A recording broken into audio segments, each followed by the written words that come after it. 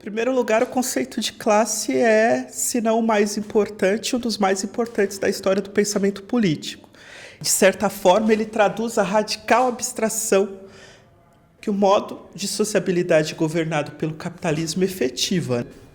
Então, de saída, eu diria que a classe é a redução dos atributos individuais, pessoais, ao lugar ocupado no interior dos meios de produção.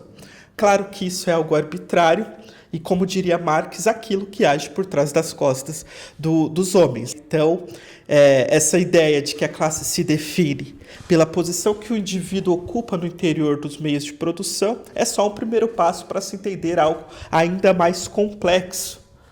Porque a classe não diz respeito a um conceito meramente econômico, mas também político. Quando eu falo político aqui, não estou falando daquela ordem onde é preciso que as divergências estejam representadas no balcão de negócios, no qual ideologicamente se possa chegar a um acerto.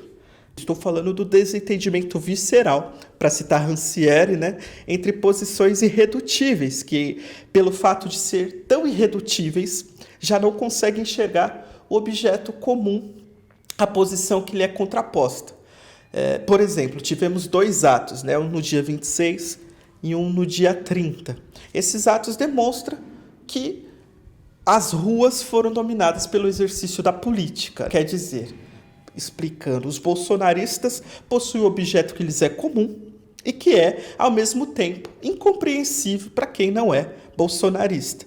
Crença no corte de direitos, adoração pelo corte da Previdência, a busca pela militarização da vida em todos os seus sentidos, tanto particular quanto social, por meio das armas, e o pacote do Sérgio Moro, enfim, fazem parte de uma simbolização da vida que lhe é comum, mas que não dialoga com mais nada, nem mais ninguém, a não ser os adeptos dessa ideologia. E no caso, eles nem querem dialogar mesmo. Ao passo que temos uma posição ainda bem radicalmente antagônica a essa, que também, para os bolsonaristas, é incompreensível. E a política se dá justamente nessa situação extrema. Então, veja só, a política não é a arte de conciliar os conflitos, como a gente aprendeu desde os bancos escolares. Mas, como diz Rancière, naquele livro absolutamente genial, que é O Desentendimento, a política começa justamente onde se para de equilibrar lucros e ganhos. E eu estou dizendo tudo isso para demonstrar como o conceito de classe tem uma dinâmica muito particular na história do pensamento político. Para encerrar, então, a respeito da política e passar para a classe, eu diria que, ao contrário do que pensamos, a política não é algo corriqueiro, que acontece a cada 4 anos, mas algo raro, que ocorre, inclusive, em momentos de cataclismas sociais, como os que a gente está passando a nível mundial. É interessante que Rosa Luxemburgo, por exemplo, há mais de 100 anos, ela dizia uma coisa fundamental, que é: a esquerda não pode ser governo do capital, pois o preço disso seria a paralisia da classe trabalhadora e a abertura para a vitória da reação e da extrema-direita. Isso são palavras de Rosa Luxemburgo há mais de 100 anos. E nós deveríamos, então, pensar por que ela diz isso. Em primeiro lugar, eu acredito porque Rosa Luxemburgo era uma política, que entendia o que era a classe em seu sentido político. Quer dizer, política não é a arte do negócio, mas tem como objetivo não abrir mão de princípios que são inegociáveis, tornar efetivo uma demanda de uma classe, que nada sendo no jogo instituído, pode se tornar tudo. E ser tudo, chama atenção para isso, significa inclusive acabar com o mundo que criou as próprias classes. Aqui eu chego quase aos mesmos termos que o jovem Lukács, seu famoso História e Consciência de Classe, que, usando uma noção hegeliana, chega à ideia da classe como algo em si e para si. Só que, ao contrário do Lukács da juventude, eu não enxergo a classe como esse sujeito infalível. Penso que a afirmação da classe já é o seu evanecimento, quando a classe se move para desaparecer. Não só ela, mas também o mundo social que produziu o antagonismo de classe.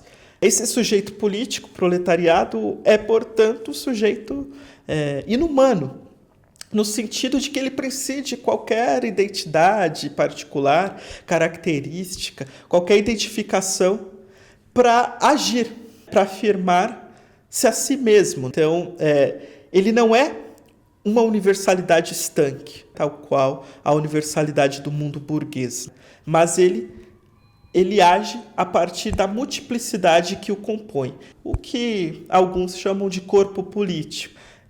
E como isso é possível? Como é possível, então, que esse mundo que produz as classes deixe de existir, né? No mundo, é óbvio, em que as desigualdades sociais não sejam mais possíveis, e muito menos naturalizadas.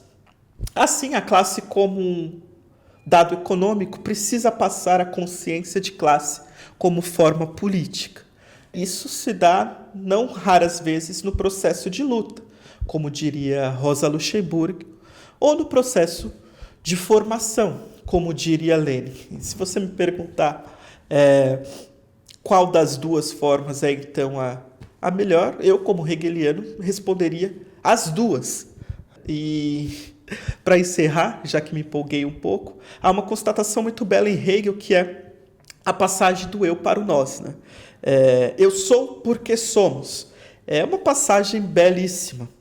É uma das passagens mais interessantes, eu diria, da fenomenologia do espírito, que trata justamente desse momento em que a minha consciência adquire uma posição genérica com relação ao mundo.